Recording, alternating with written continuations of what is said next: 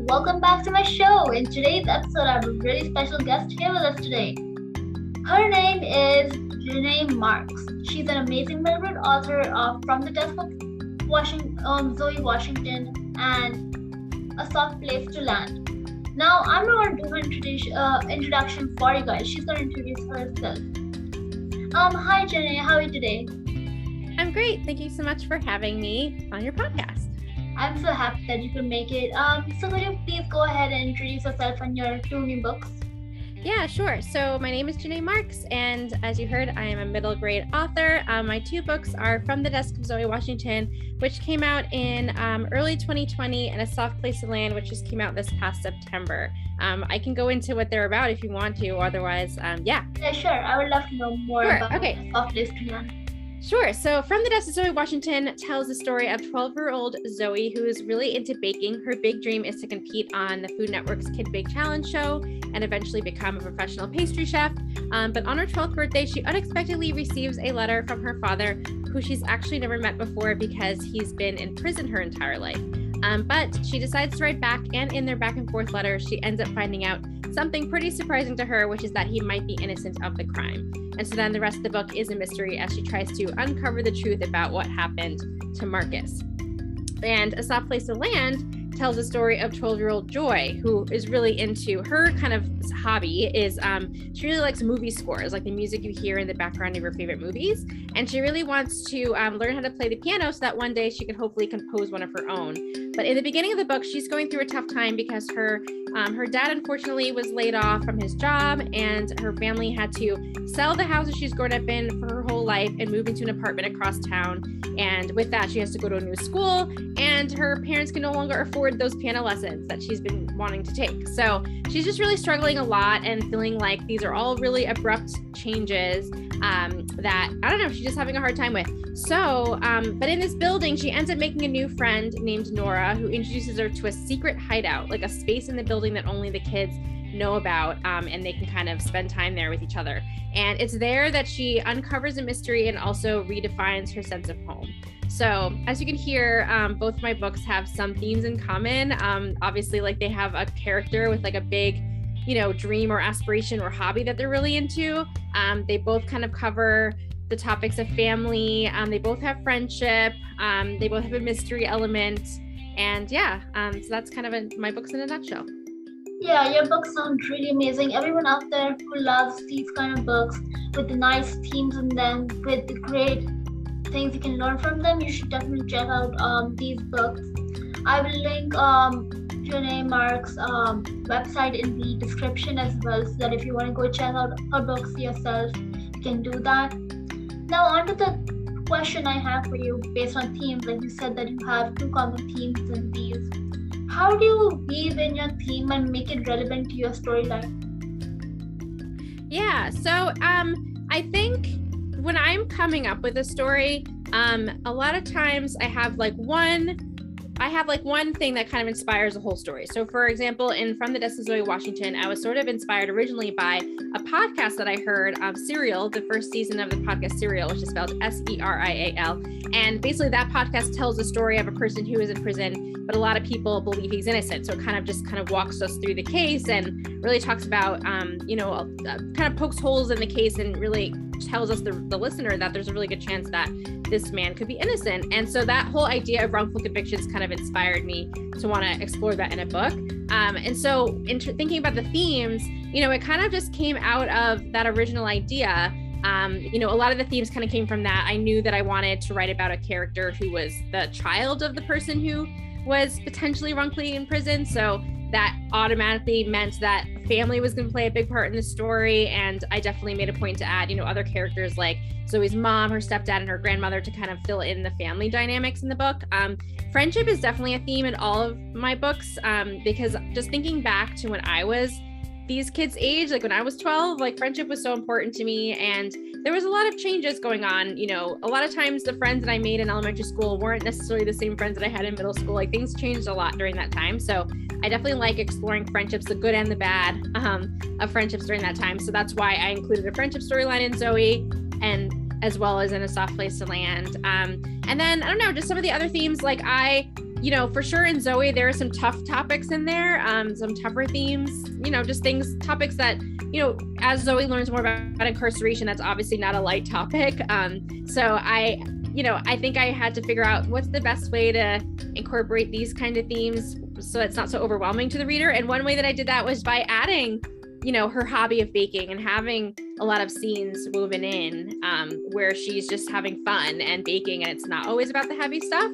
So, and similar with The Soft Place to Land, if there's moments where things are really tough for her, but then there's also moments where Joy is having fun in the hideout and it's just about being a kid. So I think it's just a matter of, not overwhelming the reader, kind of putting enough of it in, these larger themes in, so that it definitely plays a part in the story, but just weaving multiple themes in together, I suppose. Yeah. Like some of the heavier stuff and some of the lighter stuff. And then, yeah, like I said, there's some common themes that I always just like to explore, because I think friendship, family are kind of things that I was thinking about a lot when I was that age. And so I like to write about those themes. That's really great. I love the way you explain that, mainly because friendship, family are common themes in most middle grade novels, especially if they're realistic. Like they have realistic, like if they're realistic fiction, right? Then they're like mainly based off things you've experienced or known about or read about from a newspaper article or any of those kind of things. So I really feel like what you answered was very true. My next question for you is more on the marketing side. Not sure whether you do that or your publisher does that, but how exactly would you suggest young writers or grown-up writers to promote their books or promote the stories on whichever platform they like?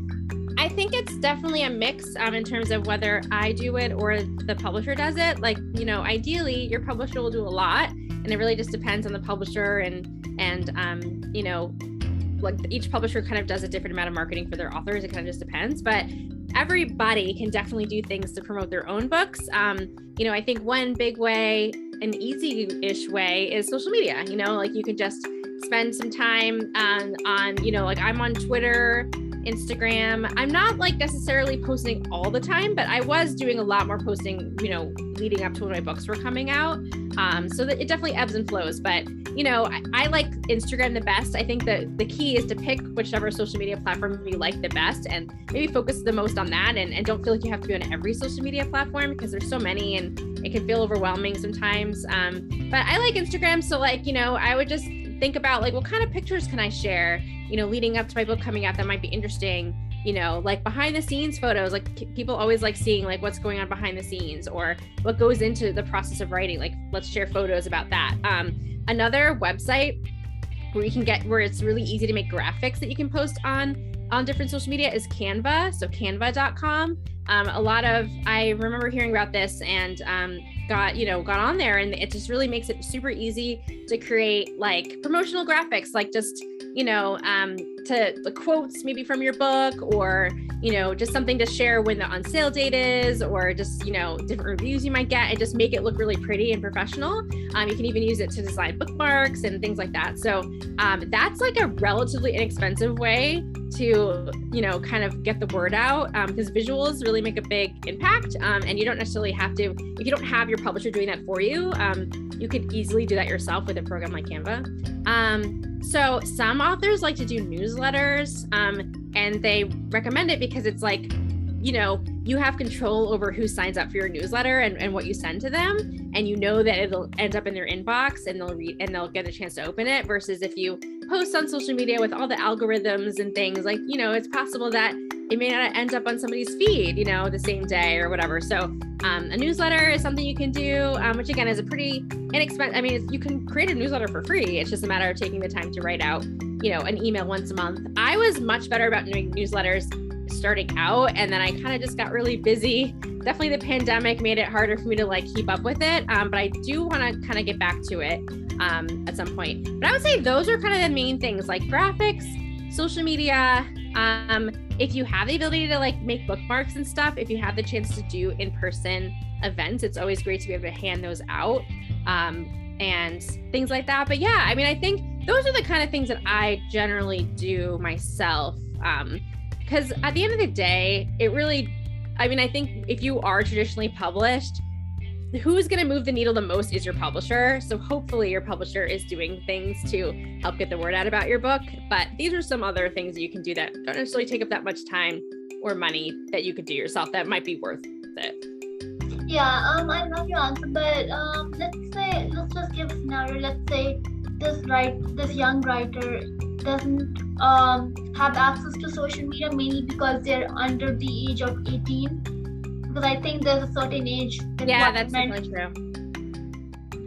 Well, I mean, are you thinking of it somebody who actually has gotten a book published, either through self-publishing or? I'm just thinking of it like a scenario, just like maybe like someone who's listening out there who's actually in this position, but they have a book out there, but they're like not traditionally published, but self-published maybe. Yeah. Well, then I mean, one thing you can do that's not social media is just definitely make sure you have a website, have like an online presence of some sort. It doesn't necessarily have to be social media. It could be a website where it's just, a page where you have all the information about your books. Like, you definitely want it to be easy for people to find you when they Google your name, and to be able to find your books right away. So one easy way is to have a website so that as soon as they type your name into the search bar, that website pops up and it has links to where you can buy your book, information about your books, maybe extra content, behind the scenes, if you're somebody like, if you're somebody who likes to make videos, even if it's not posting it on like a YouTube or something, you can post just create videos and just post them directly to your website, and have like behind the scenes stuff. If just things that get people to know who you are and then be interested in who you are and find your book. And another thing you could do on a website is have a blog. Blogging used to be really popular for a while. When I first started out writing, like so many writers had blogs. And then I think with social media becoming more popular, people shifted over. But I definitely think that there are still lots of authors who blog. So that's another way to kind of put your thoughts out there and gain a following without being on like a traditional social media platform. Yeah, I feel like that's actually a great way to be on, like maybe later on, maybe in your life, in the young writer's life, you could like, this is a note for everyone actually. I think that you don't always have to be on social media in order to like get your book to be very popular or for people to read it. You just need to have online presence, as I said. Yeah. And you need to have like the capability to get it out to people, especially if you self-publish. Because self-publish is kind of harder, because then your self-published book is only going to people you know, which is probably not over 20 to 50 people, depending on how big your social circuit is. Yeah, I mean, I definitely don't think you have to have social media at all if you either can't or just aren't interested in it. There are some authors that have been used as examples where, there's these really famous, there are a lot of famous authors out there who like don't do anything on social media, and they're just famous because their books find their audience. And it can be a little bit harder if you don't have like the backing of a publisher to help get your books out there. But if you're self-publishing, like I said, it's just start where you are. Like, start with the website if you can, at the very least. That's, I think, a simple thing that you can do that's not, I think that anybody can do no matter what age you are. And just start getting yourself out there that way. And yeah, eventually you'll find your readers and your book will pop up more, when they search for things online. That's amazing. My last question is, this is one question I always end the episode with whenever I interview anyone or talk to anyone, which is, what's the main advice you give to young writers who aspire to write, work on bigger writing projects, be it a novel, a screenplay, or a long verse novel, anything? What would your main advice be?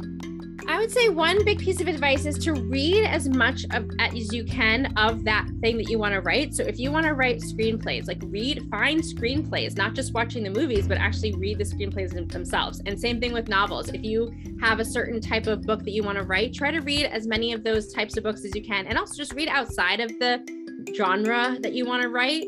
Because the best way to learn how to write well is by reading. That's kind of one really important step. Like long before I became an author, I was a reader. And I feel like by the time I started to write my first book, I had kind of gained a lot of knowledge just from reading so much. And you start to really pick up like, oh, this is what makes a good story. If you read kind of from that lens of trying to learn from it, like you're going to really pick up some really good. You'll see how the author did what they did, and you'll learn from that, and maybe be able to take some of that and use that when you're writing your own stuff. So I would say definitely read as much as you can and just constantly be reading. And then it really is just writing as much as you can. That sounds obvious, but just get started. I didn't start out writing a full-length novel. I started out writing shorter things. So you don't necessarily have to start big. You can work your way up. I started out writing short stories that did not get published, but it was just a good way to practice and get myself, how do I write a story from beginning to end? And then I worked my way up to writing a novel. So, but just writing as much as you can, because that's, again, like how you get better is just by doing it as much as possible. Look for like craft books too, because there are some really great books out there, in the writing section of the bookstore library, about how to write well, and, techniques on outlining, techniques on, definitely techniques about screenwriting, if that's what you're doing, techniques about character development and plotting, and just take all those things and just learn as much as you can. Just be open to learning as much as you can. And then the last thing I'll say is, and this is always something I talk about, is how revision is so important in writing. Learning how to rewrite and revise is so important, that you got to learn at some point how to take feedback from other people so that you can revise. So, when you're working with an editor, whether you're traditionally published or self-published, at some point you're going to need an editor to help make your book better. And you're going to need to learn how to take that feedback and incorporate it into your book. So starting out, you can start by just having a critique partner, a friend or a family member, somebody that you trust, who you can send your work to, whether it's just a few pages of your work or a whole novel or a whole manuscript or a screenplay. Have them read it, have them let you know what they think and give you constructive criticism. And then you can go back and whatever feedback you agree with, you can go back and make those changes. And learning how to revise and go through that process will be super important, because that's right. So much of writing a book is rewriting and revising. So yeah, hopefully those tips are helpful. That's amazing. Thank you for being here today. I had a great time speaking to you, and I hope that everyone out there who's listening to this episode enjoys what we're talking about and learns something new and incorporates all the great feedback Janae just shared with us.